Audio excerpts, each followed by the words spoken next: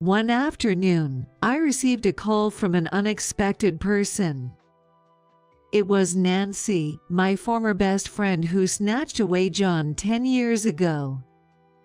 Reluctantly, I answered the phone. Without much of a greeting, Nancy blurted out something shocking. I had twins. I need $15,000 for my baby shower gift. How dare she say such a thing after stealing happiness from me? Dark emotions began to surface, but thanks to George, who looked worried beside me, I managed to calm down. That's right. I have George next to me now. Nancy, hearing my silence, prompted me for a response. I answered her cheerfully. Sure, I'll bring it over with my husband, the bank president. What? I could hear the astonishment in Nancy's voice. I continued my words to Nancy. I got remarried. Why didn't you tell me? Obviously, I didn't want you meddling again. But we're best friends, aren't we? Nancy screamed about betrayal, but I just smiled. Then I slowly replied, You betrayed me first. Nancy was at a loss for words. I hung up and explained everything to George beside me. And we decided to go ahead with our revenge plan. My name is Emma. I'm a 45-year-old housewife. I am happily married with my husband and 2 children. George is my second husband. He was a single father with 2 kids already. I wanted to support him when we met and decided to marry him. George is very kind and family-oriented. Despite being busy with his work, he helps out with household chores and childcare. I really love him. Conversely, I still think my first marriage was a failure. I met my ex-husband John through the internet. We matched and got married around when I turned 30 because we clicked well. But after getting married, I realized our hobbies and values were completely incompatible. But by then, it was too late. Still, both John and I tried to compromise at first. The dark clouds over our marriage began about a year after our wedding. It started when my best friend visited our new home. This led to my downfall into despair. Hey Emma, can I come over to your house? Well, Nancy. That was the call from Nancy, my best friend. She couldn't make it to our wedding, so she wanted to come over to celebrate us. Would it be okay to come over when your husband is home? I want to greet him. I'd love that. Please come over. Nancy has been my best friend since high school. She was the first to speak to me when we started school. Despite everything, I still loved her dearly. I readily agreed to Nancy's proposal, never imagining it would lead to such an outcome. The following week, Nancy arrived at my new home with plenty of gifts. Nice to meet you. I'm Nancy, Emma's best friend. Nice to meet you, too. Emma's always talking about you. Nancy smiled sweetly and greeted John. Following John's lead, she entered the living room. I walked behind them and headed straight to the kitchen. Oh, I'd like some tea. Then I'll have some too. John usually sticks to coffee, so him drinking tea was a surprise. From the kitchen, I sighed as I looked into the living room. Got any tea? While asking me, John was fixated on Nancy, not even looking my way. Nancy has always been beautiful, and she's even more stunning now, so I understand why he's captivated. But still, as a married man, it seems inappropriate to drool over her. Despite my farts, I responded, "Yay, we don't usually have it. Nancy, you couldn't drink coffee, right?" I can, but Nancy said, glancing at John. I like Nancy, but I honestly dislike that gesture of hers. Because when Nancy acts like that, most men end up doing whatever she wants. Since you've come all this way, you'll go buy some? As expected, I sighed at his words. Nancy looked a bit troubled but didn't say she would settle for coffee. Reluctantly, I went to buy tea. After purchasing it at the nearest supermarket, I walked home. Then, my phone rang. It was John. Sorry. Could you also buy some sweets on your way back? Well, wait. John hung up before I could respond. After that, no matter how many times I called, John didn't answer. He must be engrossed in conversation. Reluctantly, I stopped at a bakery before heading home. Yeah, I'm home. Oh, welcome back. When I entered the living room, the window was open. They were both lightly dressed. Perhaps it had been too hot. They should have just turned off the heating. I talked to while thinking. Was it hot? Yeah, it was kinda hot. You should have turned off the heating. Yeah, that would have been a good idea. John seemed flustered. There was no change in the living room, and Nancy was smiling at me. I had a bad feeling but pretended not to notice and laid out the cake. Here you go. thanks, Emma. Nancy thanked me cheerfully and picked out a cake, then sat down next to John to eat. I watched them and felt uneasy. But since Nancy has always been someone who gets close to people, I thought it was pointless to say anything and tried not to think about it. Hey, Emma, John is really wonderful, isn't he? I guess so. I answered shyly to Nancy's comment.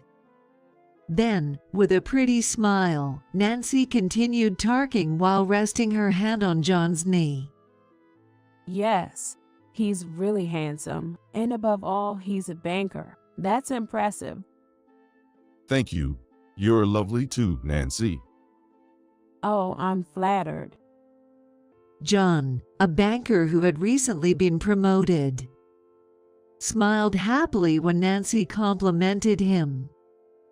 Though it was supposed to be the three of us, it somehow turned into their own little world. Feeling uncomfortable, I silently ate some cake and moved to the kitchen. John, can I come again? Of course. Please catch up again? Right, Emma? And I looked up. That was when I first noticed Nancy leaning against John. You can come, but aren't you guys getting too close? Are you jealous, Emma? If you're too clingy, John might not like it. It's not like that. When I responded firmly to Nancy's teasing, John frowned. Emma, that's rude to Nancy, who came all the way here. Apologize. What? You need to apologize to her. John had never raised his voice before. So I was taken aback and widened my eyes.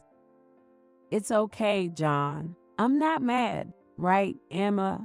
We're best friends, aren't we? Sorry. I apologized reluctantly, and Nancy looked very pleased. Beside her, John also looked kindly at Nancy. Watching this made me feel terrible. Nancy stayed for dinner that day but was glued to John the whole time. And finally, she hugged him before leaving. Nancy is really beautiful, isn't she? Did you enjoy flirting with my best friend? What? Are you jealous? No. After Nancy left, when I confronted John with a stern look, he immediately became sullen. It's not jealousy but envy. It's not good to be envious just because Nancy is beautiful. It's not that. Give me a break. I'm going to sleep. You take care of cleaning up. John said that and quickly went to the bedroom. Left alone, I cried while cleaning up. And from that day, John's behavior started to become clearly strange. I don't need dinner today. Again today. Got a problem with that? It's not that, but John started eating out about half a week. He said he was busy with work, but from the excited way he acted, it didn't seem like work was the reason. I had a bad feeling about it, but I tried not to think about it too much. Make sure you iron my dress shirt properly. Don't embarrass me. Sure. Since Nancy came around, John started treating me with disdain. It was very sad and very hard on me. I once asked John why he was acting that way, but he just glared at me and didn't really respond. Don't worry about that, and just get on with the housework. That's all John would say, and he stopped helping out at home. On the days he said he didn't need dinner, he would happily leave the house, and I watched him go with a heavy heart. A month of this went by. Then one holiday, Nancy suddenly showed up. Emma, hi. I need to talk to you. Nancy, I told you to wait. But The conversation that unfolded at the doorstep made my bad feeling turn into reality. Since when? John answered awkwardly, muttering. Since the day Nancy came. Hearing that, my world went dark. Then Nancy spoke to me. I thought it was wrong. He's your husband, Emma. But I fell in love with John. As she said this with tears in her eyes, John moved closer to her. Honestly, I had sensed this might happen ever since I first introduced them. I had just looked away. Are you going to divorce me? Sorry, but I've fallen in love with Nancy. I'll pay the settlement. So please don't ask her for it. John's words hit me like a blunt object, and anger surged within me. Why do you get to decide that? I'm asking for a settlement from both of you. Okay, I'll take care of Nancy's part too. Do as you please. I couldn't hold back my scream as I saw the man I loved protect his mistress, and Nancy flinched. John held her protectively. I felt like I was losing my mind. I divorced John soon after and moved out with the settlements from both of them. I heard through the grapevine that they got married not long after. While I was grieving, I started a new life. Fortunately, I found a job quickly. Once I got used to the job, I found a new boyfriend, and I gradually stopped thinking about John and Nancy. My new boyfriend, George, is a very kind man. George is divorced with 2 kids. Despite his busy job, he puts his all into parenting, and I completely fell for him. George loves me wholeheartedly. He introduced me to his kids early on, and they got along well with me. After dating for about 3 years, we got married. Surrounded by blessings from our friends, I quit my job to support him and became a homemaker. I lead a very happy life now. I no longer think about John and his life, enjoying a smooth-sailing marriage. Trouble often strikes when least expected. One afternoon, I received a call from an unlikely person. It was Nancy, my former best friend who had stolen John from me a decade ago. Reluctantly, I answered the phone. Right away, Nancy blurted out something astonishing, skipping any formalities. I had twins. I'd love a $15,000 baby shower gift. After she had taken my happiness, the nerve of her. Dark feelings began to stir within me, but George, looking concerned by my side, brought me back to my senses. Right. I have George next to me now. Nancy, not hearing a reply, pressed me for an answer. I responded cheerily to her. Sure, I'll bring my husband, the bank president. What? I could hear Nancy's incredulous voice. I continued. I got remarried. Why didn't you tell me? Obviously, I didn't want any interference again. We're best friends, aren't we? Nancy screamed about my being cold-hearted, but I just smiled broadly. Then I slowly replied. The first betrayal was yours, Nancy. Nancy was at a loss for words. I hung up unilaterally and explained the situation to George beside me. That's when I decided to go ahead with my plan for revenge. George and I discussed and refined the plan. Originally, I had forgotten about the plan due to the joy of our relationship. But if she's going to bring it up again, that changes things. You should go all out. Thanks. I replied gratefully and nodded.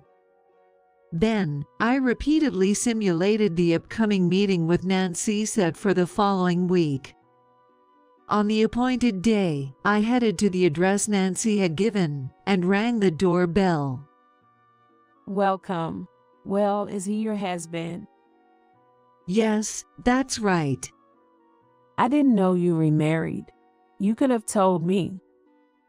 How could you say that? Nancy's face clouded for a moment, but she still ushered us in with a smile. The interior of the house was larger than the one John and I had lived, with designer clothes and bags scattered around. All obviously Nancy's. Do you still like designer goods? Yeah, but honestly, I prefer simpler things. Though I had asked the question, Nancy oddly answered, looking at George. That reminded me of how John had behaved. I wanted to shout right then and there. George stopped me. Nancy, Emma was the one who asked a question. I don't really need to know. Oh, right. Caught off guard, Nancy's face fell flat. Just seeing it makes me happy. Thank you. You're welcome. George, who says this with a smile, I truly believe is my greatest ally. As we enter the living room, there's John, lounging comfortably, who looks up in surprise when he sees me. Emma, what are you doing here? What do you mean? Nancy invited me. Really? Nancy? Why did you invite her? John looked confused. Then he looked behind me, and his surprise deepened. The bank president. Why are you with Emma? I remarried. He's my husband. What? You remarried? John kept tilting his head, comparing me and George. George's brows furrowed at John's rudeness. Do you have a problem with my wife? No, absolutely not. John straightened up as he replied, looking rather pathetic. Nancy seemed to think the same, sighing exaggeratedly. But that's Nancy for you, not stopping there. Nice to meet you. I'm Nancy, Emma's best friend. She said, leaning towards George, who dodged her. Yet Nancy didn't give up. You're so handsome. May I ask your name? I have no intention of telling you. Oh, so cold. Come on, it's okay, right? Nancy reached out and touched his arm. In an instant, he slapped her hand away. Out. Nancy, what are you doing to my wife? John glared at George in response to Nancy's small cry of pain. Then George, looking utterly exasperated, turned to John. Your wife touched me out of the blue. Still? Don't you feel sorry for Nancy? Not really. Rather, she should reflect on her frivolity, getting married yet so readily touching another man. At George's words, Nancy's face turned red. Seemingly quite vexed, she glared at George. Then I spoke up, facing Nancy. There goes Nancy, trying to steal someone else's man again. What? Did you think I hadn't noticed? I pulled out a photo from my bag and scattered them. The photos showed many men. Nancy turned pale upon seeing them. What's this? These are photos of Nancy's past boyfriends. Well, Nancy is beautiful, after all. Sure, but that doesn't justify stealing other people's partners repeatedly. John also turned pale, recognizing the situation, but quickly picked up one of the photos. Hey, is this a recent photo? Oh, that was just taken the day before yesterday. Upon hearing this, John glared at Nancy. Then he thrust the photo at her. It showed Nancy walking arm in arm with a young man. What? Why is there such a thing? Hey, weren't you supposed to be at your mom's house because she was sick the day before yesterday? John raised his voice. Nancy tried to make excuses while avoiding eye contact, but it wasn't working on John. That's it. I'm divorcing you. Why would you say that? As they started arguing, I intervened. The conversation wasn't over yet. I showed them another photo. This time, John turned pale. What is this? This is you in the picture, isn't it? John frantically shook his head, but there he was clearly in the photo. Faced with undeniable evidence, John slumped down. Please, please don't fire me. I can't just let someone who embezzled stay on. But how could this? Yes, John had been embezzling money from the bank. We found out soon after we started planning. When George hired a detective, there had been frequent discrepancies in the amounts in John's department recently, and George had been suspicious of John, who was rumored to be living lavishly. Not only did you hurt and abandon my wife, but you also committed crimes as a banker. That disqualifies you, doesn't it? I'm sorry. I needed the money. I'll pay it back. If it were that simple, we wouldn't need the police. At George's words, John collapsed to his knees, bowing deeply. Nancy, looking down on him as if he were trash, said, And you said you got a raise recently. That was a lie. It's because you keep splurging on designer stuff? It's your fault for not bringing home a proper paycheck as a banker. You're the worst. What did you say, you bastard? John glared at Nancy. But Nancy, thinking she had the upper hand, wasn't fazed at all. I handed her a document. Someone in debt shouldn't be talking. What? Why do you have that? Because you didn't borrow from a reputable source, the interest has ballooned. Look stuff for you ahead. After saying this to Nancy, I made a phone call. After finishing the call, I addressed Nancy again. Nancy, you've always been popular, haven't you? So what? But did you know you were actually disliked behind your back? What? Nancy looked at me with a puzzled expression. Indeed, during her school days, Nancy was truly disliked behind her back. Though she was popular with the boys because of her cute looks, her bad attitude and habit of stealing other people's boyfriends had made her resented by the other girls.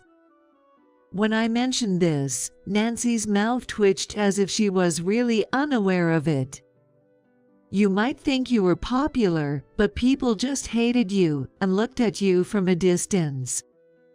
No, that's not true. To prove it, no one invited you to their weddings. Nancy looked startled by my words. I thought we were best friends, and I didn't think she would make a move on my partner, so I had invited her to my wedding. She didn't attend due to a scheduling conflict, but had she been there, I might have been criticized by my other friends. I shuddered now, thinking about it. However, Nancy didn't seem to have the luxury to care about how I felt. It's not true. I was popular because I'm beautiful and inapproachable. Nancy muttered to herself, which was honestly creepy. After a bit, she suddenly looked at George and tried to lean on him. George, you think I'm beautiful, right? George silently avoided her. Angered by his reaction, Nancy reached out and grabbed him. Why are you avoiding me? Because it was creepy. Creepy. Yes, you seemed like a witch. Completely losing her composure, Nancy started to act wildly, her hair disheveled. Seeing this, I thought to myself how apt George's words were. George continued to speak clearly. My wife is more beautiful than you, so I have no reason to be swayed by you. More beautiful than me. Impossible. Yes, it's true. My wife is the most beautiful inside and out. George's words brought tears to my eyes. However, Nancy was outraged at being told I was more beautiful. Emma's more beautiful than me. Are you blind? If you're implying there's something wrong, then it's with your brain. What? George kept provoking her, and Nancy lost her temper. As this was going on, the doorbell rang. Seeing the visitor, Nancy turned pale. No, I don't want this. Well, good luck paying back your debts. No. With Nancy's scream, the door opened and some intimidating people entered. They stood by Nancy's sides and took her away somewhat forcefully. John watched this, trembling. Seeing that John didn't try to help his wife, I thought to myself that I really did the right thing by divorcing him. It was painful and hurtful, but thank you, Nancy, for taking him off my hands. Apparently, my farts showed on my face. John glared at me. What's so funny? Nothing, just thinking this is what you reap what you sow. If you weren't here, I could have been happy. No, that's impossible. You both are in debt hell. Unable to argue with my words, John was grinding his teeth in frustration. To him, I just smiled and handed over a thick envelope. What is this? It's a baby shower gift. Nancy asked for $15,000. Aren't you going to show me the kids? The kids are at their grandparents today. Wait, $15,000. Right, like a payback for the alimony, right? Yes, the amount of $15,000 was actually what John and Nancy had paid me as alimony back then. Nancy, overwhelmed by debts, probably tried to use it to pay off her debts. She had left the kids at John's parents' house because she never intended to show us the kids in the first place. I then dropped another bombshell. Well, I hope those kids really are yours. What do you mean? John's face turned pale as he grasped the meaning of my words.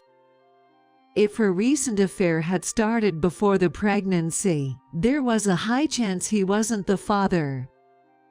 It seemed John also realized that. But Nancy said they look like me. Well, she would say that, wouldn't she? She wouldn't want it to come out. Everything you say could be a lie too. What? I wouldn't waste my time lying, and if Nancy hadn't called me, I would have never wanted to deal with you again. As I kept cutting off John's arguments, his momentum faded. I confronted him further. This, an old medical test result. Test result.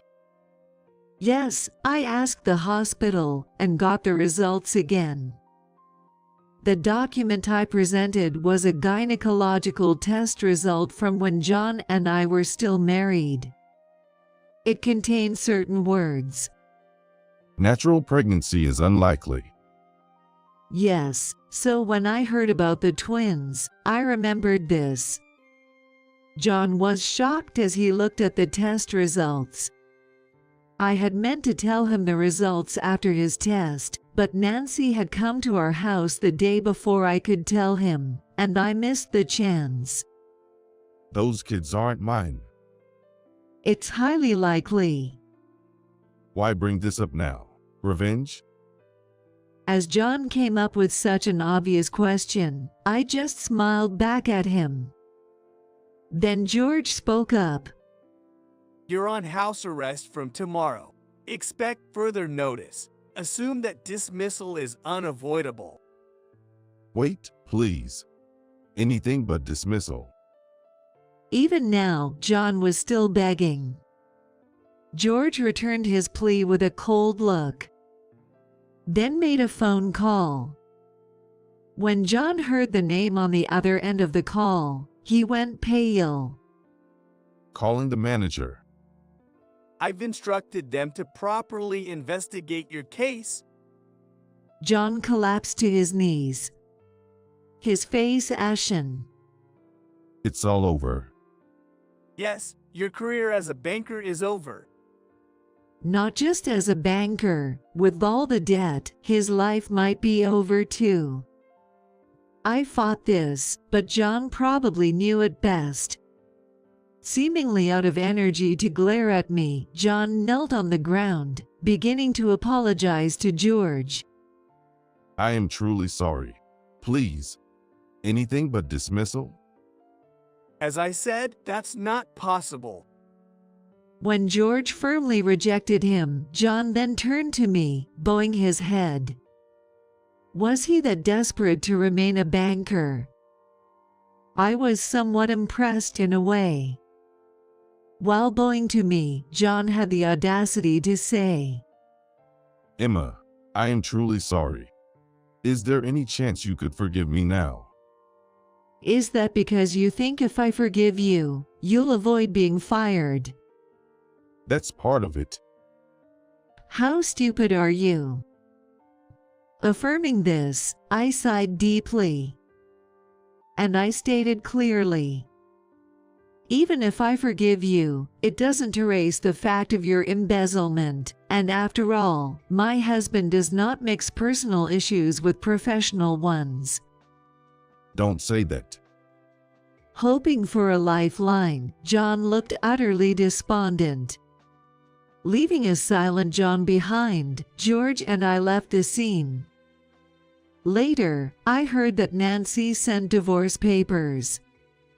John signed them and apparently gave up custody. It turned out the twins Nancy bore were indeed from her affair, and she became the talk of the bank. I received apologies from my ex-in-laws. We had been estranged during our marriage, but it seems they were just watching from a distance. I also heard that John is now secluded in his room at his parents' house.